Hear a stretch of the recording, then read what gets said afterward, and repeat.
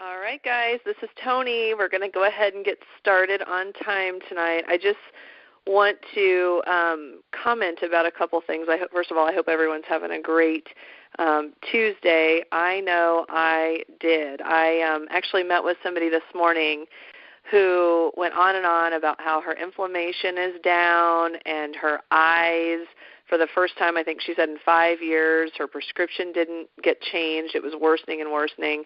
So that's amazing. And then just tonight, I got a text that just in 2 weeks, this gal has lost 3 inches from her waist, 2 inches from her hips, down 11 pounds, and her goal was to run a mile under 11 minutes, and she's at 10:02. So you guys just made my day with those 2 comments. So I'm so happy and so proud of you guys. And really, you guys are the inspiration behind what I do, and it's a huge gift. It is truly a gift, and you guys are the ones doing it.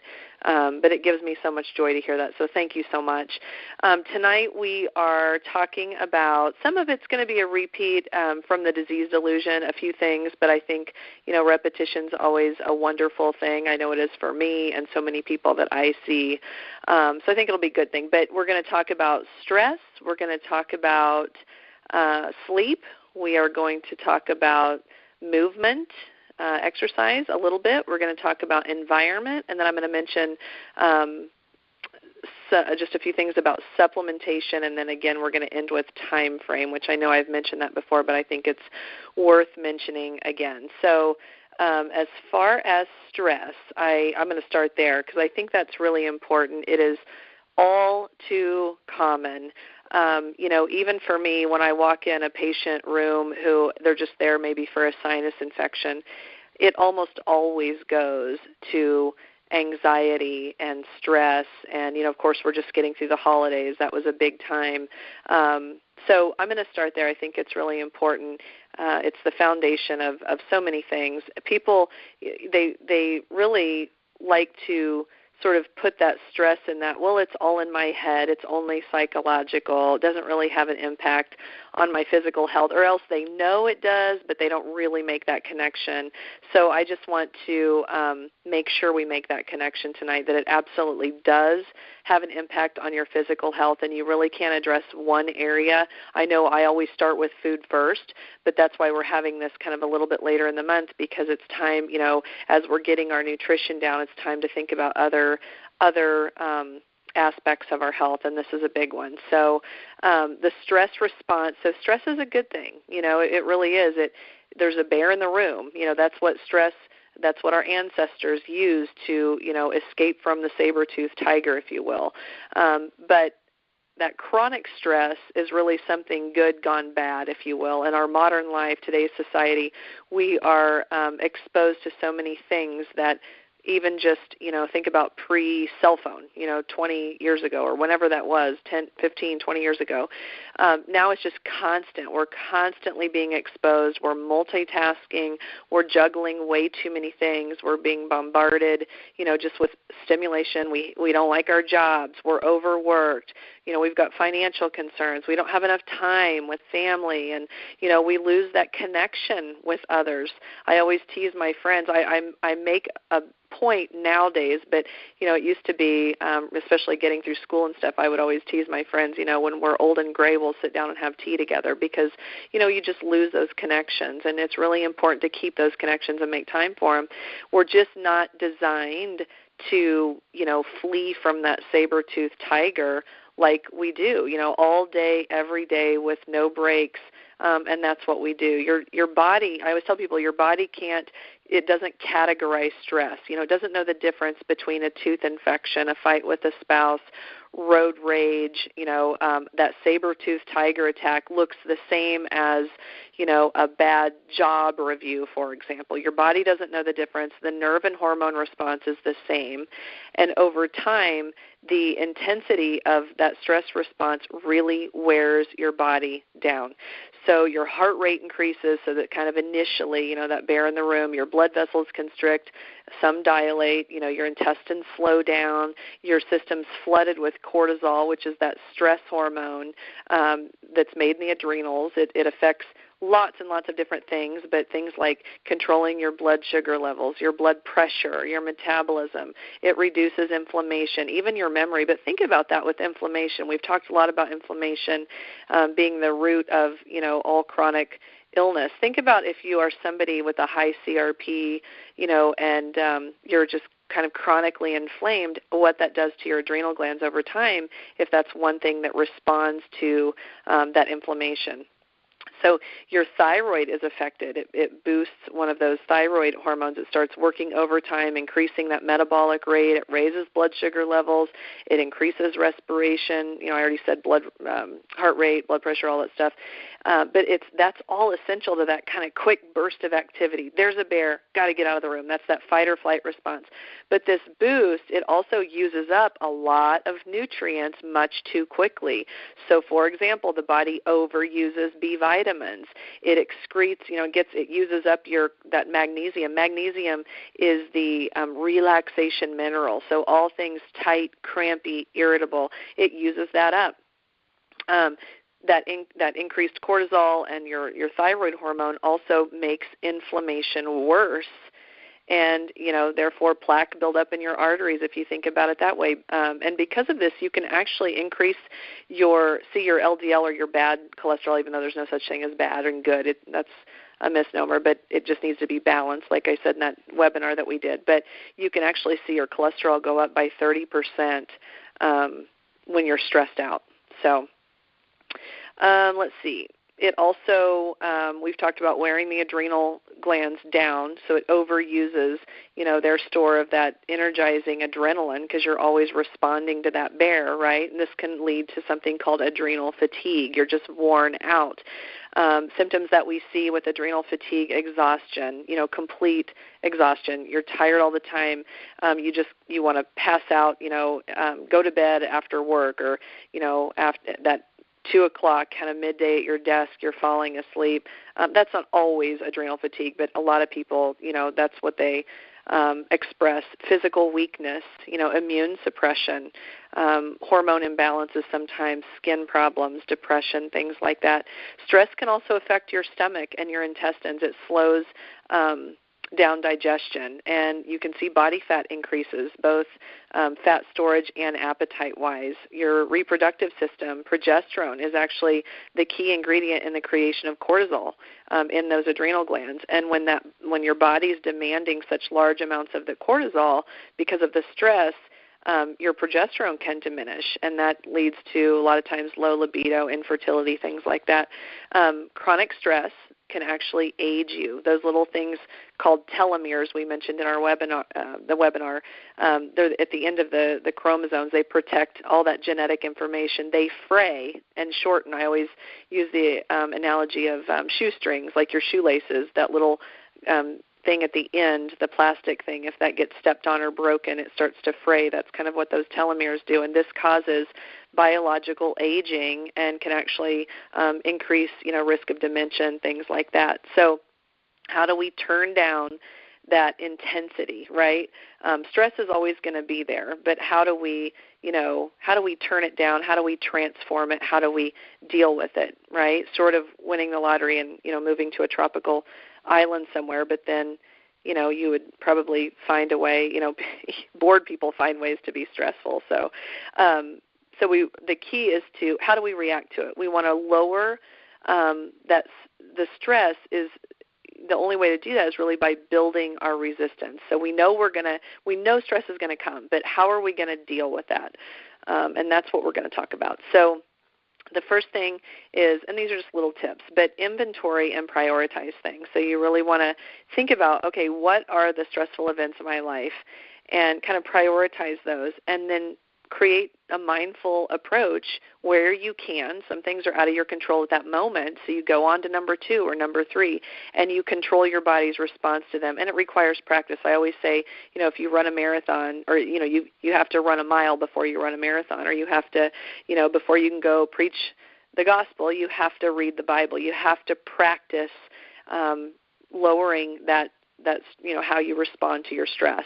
And I think I talked about this in the Disease Delusion, but society rewards us for doing things, but some of the most important moments in our lives are just about being present without necessarily doing anything at all. I was talking about this with one of my colleagues at work the other day, and she said, wow, in Johnson County it's really this, and probably everywhere, but where we are, it's almost like a lot of people wear that. It's a badge of honor to see how busy, I'm busier than you are, and we were talking about that. So sometimes it's just about being present, and really the key is finding that right balance between doing and being. And I just wanted to share a few studies with you, and that's in that Disease Delusion, but mindfulness-based cognitive therapy, so a type of meditation, actually along with exercise, of course. And it was shown to be one of the most promising treatments for chronic fatigue syndrome. PTSD, another mindfulness-based cognitive therapy, showed very promising for symptoms of PTSD as far as enlarging the volume of the hippocampus where you find mood, memory, and emotion and so forth. So even just 10 minutes, like that little Headspace app that I suggested in our Getting Started call, even just 10 minutes, it doesn't have to be active, but sometimes just, that passive lying in bed at night at the end of the day to just kind of de-stress and get yourself set for the next day is really, really important. And I think I talked briefly about this before, but our yoga therapist, for example, just showed us a breathing exercise where we start from the bottom of our breath. And, there's 4 steps to breathing, the very bottom. And then as you breathe up, slow your breath, not to where you're out of breath, but all the way up to the top and then all the way back down to the bottom. So kind of that 1, 2, 3, 4. And as you breathe out, do that for 1 minute. I've done this exercise with my kids. Do this for 1 minute and see. Just count your breaths for 1 minute normally without focusing on it. Say it's 12, 14, 16, depending on the kind of day and what time of day it is. And then purposefully slow your breaths and count and really recognize those 4 stages of breathing, and breathe all the way up till you can't breathe anymore. And then recognize that and blow slowly out all the way down. If you do that, you'll get your breaths down in 1 minute then to like 2 or 4. And that actually activates your parasympathetic, or that calming side of the nervous system, and will engage that and calm you. Very powerful, just something that simple. So some suggestions, I've mentioned some, but just rest, just quiet yourself, support that recovery and repair process, and rest as deeply as you can, like as if you were on the best vacation ever, even if you can't sleep, and that engage that breathing exercise that I just mentioned. When that deep rest isn't an option, you can still support that calming side of your nervous system by taking frequent short breaths, ideally every 90 to 120 minutes throughout the day. Improving sleep, we're going to talk about that, but that's really vital. Naps can be helpful too, but if they're short, you don't want to go really over 30 to 45 minutes, otherwise you're going to start messing up your sleep cycles. Nutrition, I've said this, food drives mood. When you eat healthy, when you eat nourishing foods, you're far better equipped to handle the stress and recover from those hormonal floods. So you really get pulled down quickly, and you get kind of caught in that vortex if you let your mood drive food, and then food drives mood, and vice versa, and back and forth, and then you're caught in that. So always keep that in mind. Keeping sugar, flour to a minimum, of course, and just doing what we've been doing, healthy fats, good protein, grass-fed, meats and fish, legumes, nuts, all of that will keep that blood sugar on that even keel, supports energy, mental clarity, it stabilizes your mood, and all of that, then you're more apt to lead with, grace under pressure, if you will. So meditation, we've talked a little bit about. exercise, moving in the way we love. Don't do something that you don't like as exercise. If it's walking, if it's dancing, if it's basketball, just move in a way that you love to start, especially if you're not doing anything. Positivity is a big one. That feelings of compassion, having those positive connections in our life. We're not meant to be reclusive and secluded. We're meant to have relationships, and very positive ones. If you're chronically stressed at work, acts of love and compassion and connection can help you, disarm from that, if you will, and bring you back down.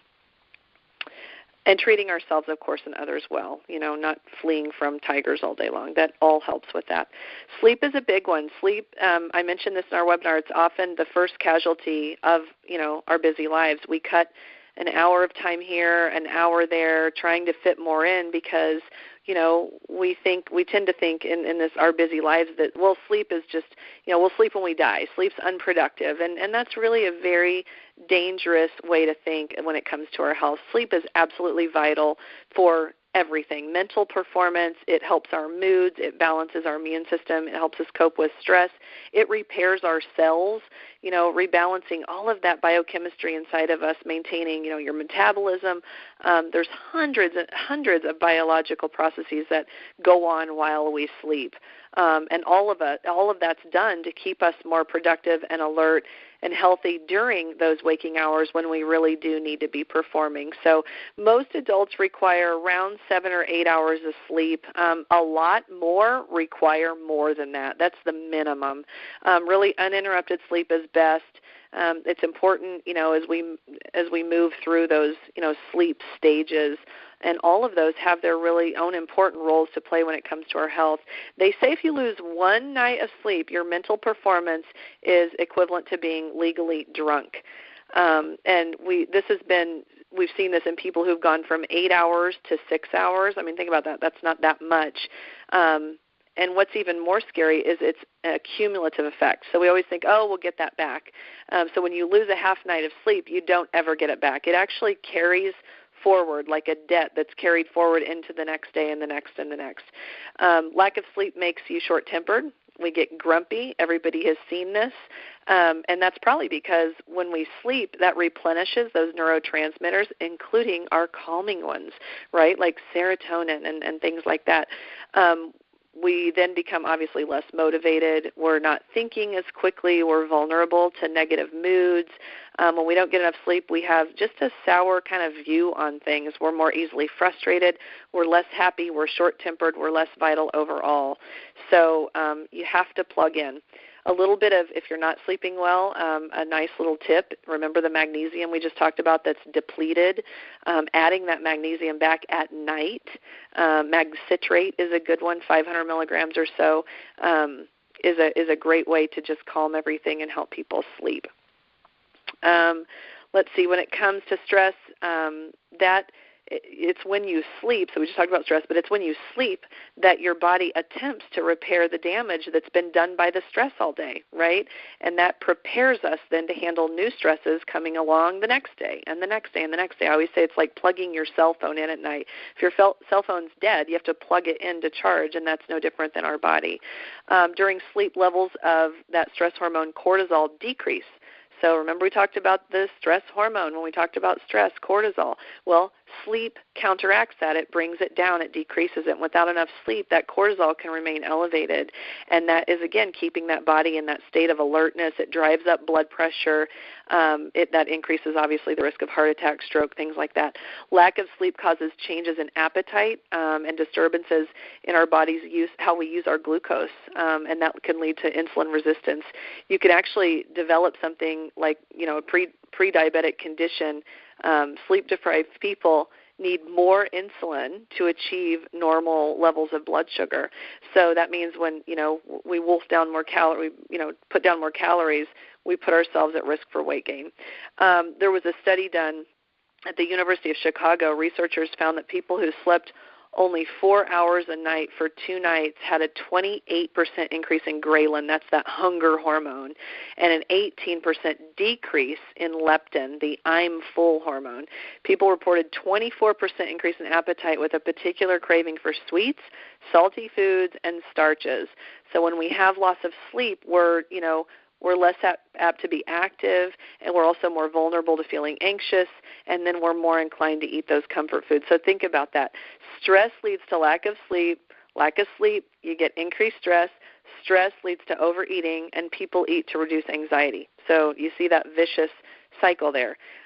Sleep's also essential to maintaining our immune systems, and I'm not talking about the regular common cold. So studies have actually linked not enough sleep or insufficient sleep to increased risk of colon cancer, breast cancer, heart disease, type 2 diabetes, because during sleep that immune system really performs that preventative maintenance. It goes around cleaning everything up. So blood levels of there's little immune system molecules that are responsible for cleaning that stuff up, but interleukin-1 is one, for example. Tumor necrosis factor, that's a cancer killer, that's a potent cancer killer, but they rise tenfold. They decline when we wake, and that system is really, that whole system I just described is really undermined by the lack of sleep. One study found that people who stayed up till 3 a.m. had 30% fewer cancer-fighting natural killer T cells the next day. That's incredible. Remember, we've talked a lot about focusing more on prevention, and here it is. So you develop a low-grade inflammation when you're not, essentially you can develop that when you're not sleeping as much, and that's the hallmark of chronic illness, what we've talked about. All right, so sleep suggestions, you go to bed, you get up at the same time every day as best as you can. Consistency trains your body. Avoid alcohol, close to bedtime, but really alcohol, no matter when or how much you have, alcohol can help you get to sleep, but it will not keep you asleep. It can actually impair, that or prevent altogether that really deep sleep that the body needs to repair. Avoiding caffeine later in the day. Sometimes, depending on how you metabolize it, your genetics, surrounding that, how you deal with caffeine, it could be at any time during the day, but particularly later in the day, and then other stimulants as well, such as nicotine, sugar. Turn off the TV and the computer. Keep electronic screens out of the bedroom really entirely if possible. Get some sun, so sunlight helps that body's, your internal clock reset itself each day. Keep your bedroom quiet, dark, and at a cool temperature. Sleeping and sex only in your bedroom. No paying bills or doing anything like that in bed. Just a relaxing bedtime routine. A warm Epsom salt bath, that's my go-to. Reading something enjoyable, not the newspaper, not watching the news or anything like that. Music, dim lights. You could even do your 10-minute meditation in the bathtub in an Epsom salt bath, something like that, to just kind of signal your body, okay, it's ready to, we're ready to calm down. We're ready to get ready for sleep. Eat wisely. Again, avoid heavy meals right before bedtime, but don't go to bed hungry. If you need something, think about healthier things, not snacking, but healthy fats, healthy proteins, stuff like that. Clear your mind. This is a big one for me. If you have a to-do list in your mind, you'll think about it, forever and ever. Write it down beside you. Keep a little pen and paper beside you. Jot it down and then set it aside, and it's out of your mind. You can deal with it tomorrow. If you can't fall asleep within 30 minutes, go to another room and do something restful until you feel sleepy. Again, that's just so your bedroom is associated with sleeping. Movement is a big one. We talked about this again during our webinar. I'll bring it up again here, but exercise programs should include, activities that build endurance. You want strength and flexibility. You want to think about injury prevention and mobility. You want to get your pulse and respiration into that aerobic training zone. So that 180 minus your age is your zone. You want to have minimal impact on your joints and muscles. This is a big one. I refer a lot of people to swim. I know it's a hassle sometimes, but it's amazing if you can't have that impact, at least initially, on your joints and things like that. Do it routinely, 5 to 6 days a week, 20 minutes per session if possible. What it should not include, it should not exceed your physical capabilities. That's a big one. I see a lot of middle-aged women particularly that this is the first thing they'll start. They won't start with their nutrition. In fact, this morning the gal I met with is starting an exercise regimen. She's got her nutrition down, and her trainer was just blown away. She's like, usually that's where I have to start.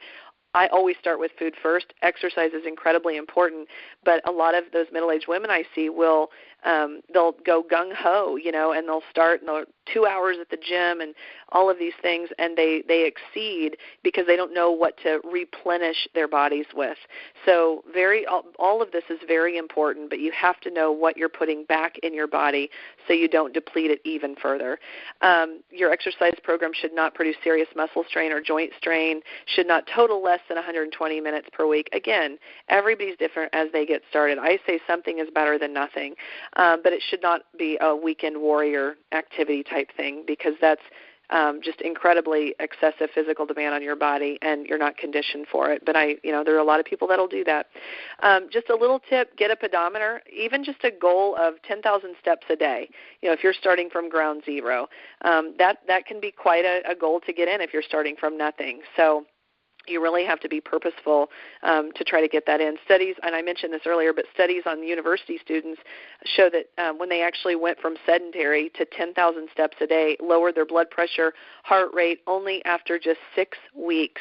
And believe it or not, after meals is best. As far as that walking goes, it helps with that insulin. It helps your insulin work and so forth. Even more proof of this went after they stopped that regular walking program. Insulin sensitivity decreased, angry fat started to accumulate again. So again, just going from sedentary to walking gives you really a big bang for your buck. If you already walk, then do it in your zone, that 180 minus your age. Do it for 30 minutes 5 times a week. Add aerobic and anaerobic, so that cardio with strength, flexibility, mobility. The key is just to do it. Dr. Bland points out in his book it's no more than 4% of your day. And I know for me it's tough to be consistent with that. But, he points out it's 4% of your day. All right. So our environment, this is a big one. People go, well, what can I do? I can't control the air. I can't control, so many things, but we can control a lot of things. I always say you can vote with your dollar. And I think just having awareness about it and being committed to learning. A lot of people don't know this stuff, but you have to start somewhere. So just some guidelines that we've gone over, I think, before. I'll say it again. But, following that Dirty Dozen and the Clean 15 from the Environmental Working Group, if you go look at you could Google Dirty Dozen, and it'll show you every year they look at what the best vegetables and fruits are to eat organic as much as possible. So if you can't eat all organic, find cheaper places to buy organic. I know I have literally bought the same thing at Trader Joe's, and I've gone to Whole Foods and bought the same thing, and I think I save about 40 to 50% going to Trader Joe's on so much of that organic stuff. If you don't have a Trader Joe's, there's door-to-door organics in some areas. There's, depending on the time of year, you can go to your local, I've just slipped my mind. You know what I'm talking about, the farmers markets and things like that. So, and then if you can't eat organic at all, conventional frozen is better than conventional just in the produce aisle, because being flash frozen, they say it holds more nutrients, and it doesn't have to, the traveling across the country, you lose even more nutrients if it's not frozen. So think about that. A lot of information there I just spewed out, but think about that. And then, avoid for your own body and self, a little sun is good. A lot excessive sun obviously is not. I have to remember that when I'm mowing and things like that. Drinking purified water in metal or glass. So ditching the, even if it's BPA free, ditching the plastic. Also thinking about what's in your water. There was some dental hygienists that just posted on Facebook the other day, very interesting. They lined up all these different waters, and they tested the pH of all the waters, what was acidic and what was more basic. You want more basic, but almost all of them were very much more acidic than just the filtered water, or even tap water was less acidic, which it's got its own problems. But thinking about, filtered water, and particularly out of metal or glass. And again, throw your phytonutrients in there with some oranges and things like that. Using headsets with your cell phones, so you're not getting those EMFs. That we talked about during our webinar. If you want to look back at that, you can. Dr. Deborah Davis is the one kind of leading the charge on that somewhat controversial topic. and avoiding processed foods, personal care products with, gross ingredients, your parabens and phthalates and all of that stuff. We're going to go over more of that when we talk about our detox toward the end of the month. I think it's in 2 more calls. But washing our hands before eating, that's something really simple. Avoiding environments that support bad habits. You are, the tribe that you hang around sort of dictates your health, right? If your friends all smoke and drink and eat poorly, and you're more inclined to do so. So just think about that as well. But design your environment to be a safe place to live in general. Take your shoes off before you walk in your house. Also everybody can plant a garden. Even if you don't have a yard, you can have a little herb garden or something like that. Stay away from genetically modified foods as much as possible. I know that's, again, a thorny issue, but I think that we need to still consider it. They're looking at that long term, but I choose to stay away from that, and I think we need to continue to insist on labeling and things like that, but stick with the organic foods. As far as supplements, I have given this before, but a good baseline supplement regimen, and people have asked me, can I even do this during the 30 days? Absolutely. But a really high quality, you get what you pay for in the world of supplements. I cannot say that enough, but a really good multivitamin mineral supplement with at least 1,000 international units of vitamin D, 1,000 to 2,000 of vitamin C. Again, you can get, depending on what you're eating, you can get a lot of that C in your foods, but maybe if you're trying to ward off, if you're somebody who gets bronchitis every year or the cold or whatever, I would ramp up on that stuff going into, say, the cruddy season. 2 to 3 grams of omega-3, that fish oil, so just because it says 1,000 or 2,000 on your container, you got to turn it around and you got to add your EPA plus your DHA up and see what you're getting. And then a good probiotic supplement is always a wonderful thing. That's why I love our Digestion Plus. It's a great pre-probiotic with digestive enzymes, but about 3 billion, give or take. I mean, I give a lot more than that depending on if I'm treating something. Anytime you have, especially a antibiotic, if you absolutely have to take an antibiotic, then I tell people get on a good probiotic for about 30 days after you finish that. So, and then, of course, where your medicines are concerned, always do that in conjunction with lifestyle, diet, environment. I posted something earlier in the week where a gal was just able to get off of her blood pressure medication, and this is so common when you work in this environment and you help people with the things that we're talking about tonight. It is not uncommon to come off of your medication. She was sharing with me also how just a little bit she's been sharing with her husband, as he slowly kind of comes along with her and gets on board, the way she's cooking for him. She led that change that she wanted to see in her life, and now he's taking notice, and she's starting to cook for him. And lo and behold, his blood, he takes insulin several times a day, but his blood sugar was low, and he took his insulin. And then she reminded him, hey, you had, what I've been eating. You had salmon, and you had quinoa, and you had, whatever for lunch. So he needs to start checking that more. He's not going to need as much insulin. So it's a wonderful thing when you start seeing that and making those connections. So just understand that as you go through this, that be checking that. If you have diabetes or you have a certain condition, please keep an eye on that, because you may not need it. You need to talk to your doctor about possibly, stepping back for that or checking it more frequently or whatever it is. And I'm here to always, help where I can. And also, last but not least, that 12-week time frame I want to share with you. I've had a lot of people commenting about how they're getting really quite quick success, and we hear about that often.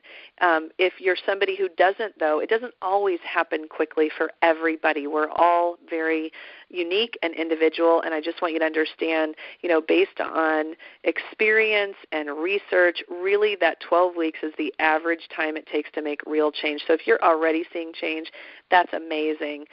Keep it up, because imagine in 12 weeks, if you're seeing what you're seeing at 2 weeks, really keep that in mind and keep making those connections. So for some it's quick, for some it's slow, but for all of us it's worth it, and we are worthy. We are all worthy of these changes. So I just want you to know that.